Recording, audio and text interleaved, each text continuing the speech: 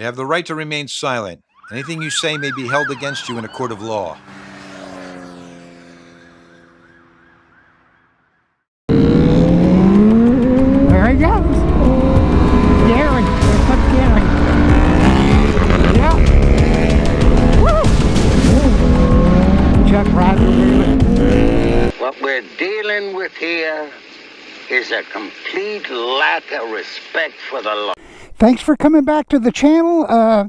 Make sure you're subscribed. Make sure you like this video if you get something from it. Make sure your bell notifications are turned on. I finally reached 1,000 miles. I've got 1,005 miles on it. So I'm going to tell you some stuff I really love about it. There's a couple pics that I don't like about it. But stay tuned. We'll get right back to it.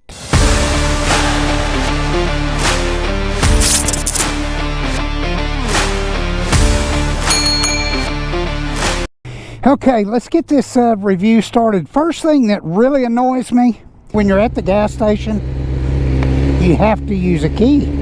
I don't get that. I mean, why can't they put like a 30-second delay or after you turn the bike off or something like that? That kind of bothers me.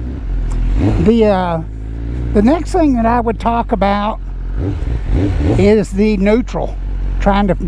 And it's really not a big deal after you've rode it, but when you first start it up, I don't know why, it seems like, or when you first get riding, it kind of seems like neutral's hard to find sometimes. I've adjusted my clutch, I've looked in the manual, and that's kind of weird, but I will say one thing, the shifting on this is second to none. I mean, it is so smooth. And it seems like it's getting smoother and smoother. The dash is really cool. You can go between different dashes.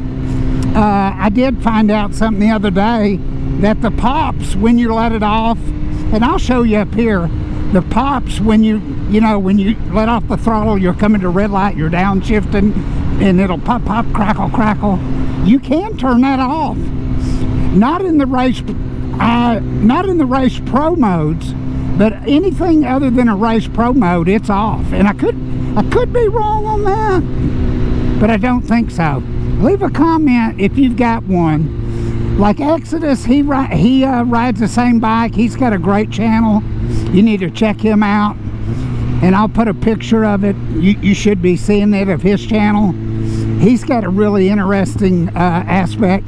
Oh man, the news I forgot. I'm fixing to get off track, but anyways, I've got a big time channel sponsor coming, and it's somebody that everybody knows. It's a product or service. I should have the deal inked by probably middle of this next week, so you'll be the first to hear it. But when I do get it done, it's going to be awesome. And it's something that everybody that rides a sport bike, they definitely know about them, and a lot of people buy their products. It's a huge deal for me. Anyways, getting back to it, man, this bike, the motor is unbelievable. Unbelievable. Probably too much motor. I don't know. You have to really be restrained, but it is neutered in second and third, fourth gear.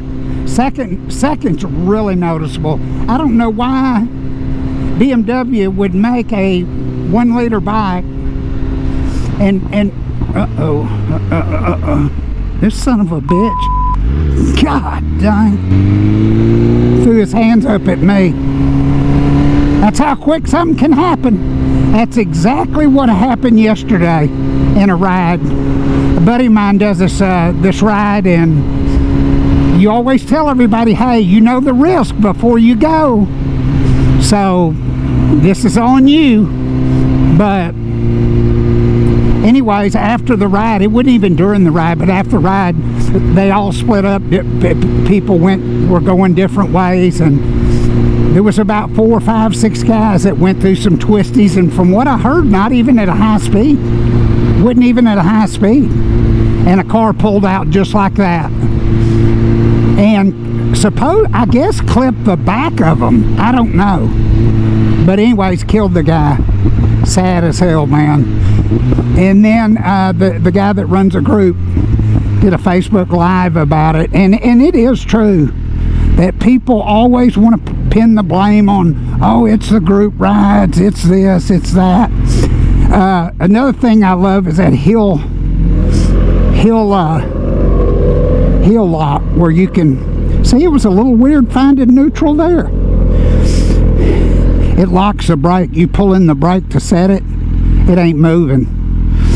I'm not flat-footed on this bike, so it's kind of a good deal for me. But getting back to it, the engine's pretty neutered in second gear. I've put a header on mine. I haven't flashed it yet, but hint, hint, it's coming probably. Hint. Anyways, it's stupid. Here we go. This bike is phenomenal. The brakes, unbelievable. Of course, I've had 1000cc bikes for the last 20 years, but the brakes on here are just phenomenal. I really just use the front brakes. I very seldom use the back brakes, but the brakes are linked. They're linked together, the front and the back brake. So man, you can change everything in this. The ride quality, the tires. Let's talk about the tires. I'm not a Bridgestone fan, but I just went to the drag strip last week, and in the video from that is the one before this one. You can look at it, and got surprised by a buddy of mine that's got a double R. Of course, after we raced, that was the first time I'd ever raced this bike. I asked him, I said, how many times have you been out here? Little did I know he'd been out there like 50 or 100 times. I mean, he did a burnout. He's fast rider, a little bit lighter guy. No excuses on my part. He beat me, and beat me bad. But hopefully we can get that changed. But the motor on this thing's exceptional. I don't understand why, if they've got these huge catalytic converters on it to make it meet EPA emissions, Cat 5 emissions, I don't understand why they have to neuter the map. I don't get that. But you leave a comment if you know something I don't about that. Okay, here we go. Let's see if we can get this thing in a neutral. Clutch is all the way pushed in. There it is. But still, you would think on a $27,000 bike, it would be, I don't know. And maybe that's something that gets better with time. But the tires, I'm not a big fan of. But honestly, I can't really fault them. The one thing that I will say, if you read all the advertising and you look at all the BMW stuff, you'll notice that they push this as a race bike. And one thing I think they did drop the ball on is the steering dampener. A couple of people were reporting, or I heard, that there was a high-speed wobble with this bike. Now, I took mine up to, anyways, mine didn't have one, but I wouldn't run it on the PSI they put in the tires. When I got it, I had lowered the pressure trying to figure out how to make the bike ride better. And I knew you could adjust it in the computer. It was kind of tricky to learn the computer, or learn the all the stuff, the steps in the computer. And it is a little bit tricky. I think they can make it a little bit easier somehow, but it's really good. I can't really fault that. Maybe that's my problem. Maybe I'm just not technologically proficient in that area. But I mean, you know, they give you like 2 buttons over here and one over here. It's kind of tricky, but you can go. Let me show you what I'm talking about. These pops and bangs here. You change modes. You go to road, it kills them. So you can turn that off. I kind of like it, but I will be honest with you, by the end of the day, my ears will be hanging off. That popping and crackling and all that, it's cool for a while, but after hearing it for a day, I have turned it off, I just say that. But you can switch modes while you're rolling. You just have to turn the throttle back. Have not taken this to the track. I sure want to. Man, I don't know if I could take this to the track. I'd be afraid I'd go bonsai into a corner and that'd be the end of that. But everything else, the seat is a little bit hard. Not too bad. The one thing that I will say that has surprised me is the riding position. You know, when you get a new bike, of course I come off of a 19 S1000 that was kind of like, it was almost like sitting straight up. Probably was. This one you leave a little bit more forward, which I kind of think is a good deal, because you're kind of leaning into the wind. So on the highway, see, now it goes into neutral, perfect. Once it warms up, it don't have no problem finding neutral. The seating position is a little bit more forward. It's about, to me, it's almost like riding a S1000R, almost just like it. A buddy of mine, Chief, has got an M1000R, and it's almost like riding that. Matter of fact, I don't know why. I don't know if it's where the foot pegs are, or should be really the same, because it's the same frame.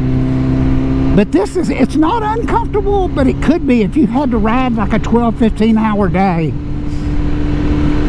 I don't ride it that much. I just ride it on the weekends. But anyways, the seating position is a little bit forward, and it's probably more than you would think. The bars are wide, so it kind of brings you down and wide. Cruise control, oh man, I love it. I tell you what, if this bike didn't, I don't know, I just see cops, I kind of squirm. But anyways, getting back to it, but yeah, seating position's a little tough. Other than that, the mirrors, let's talk about the mirrors. The mirrors at over 70 mile an hour are pretty much useless.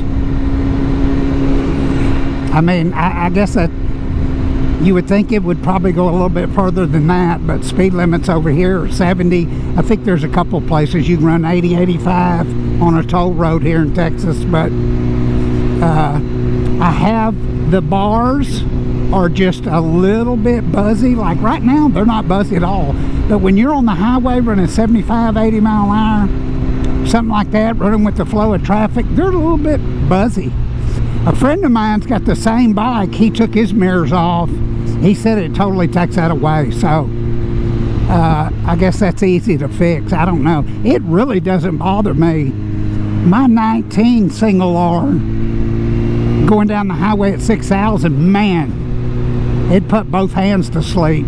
This one here, it would, I guess, after 45 minutes or an hour, but I always kick on the cruise, kind of give my back a rest, and I've never had a problem with it. Man, the M controls on here, the M foot pegs, oh, I love them. They're just so adjustable. I mean, really, let's look at this bike.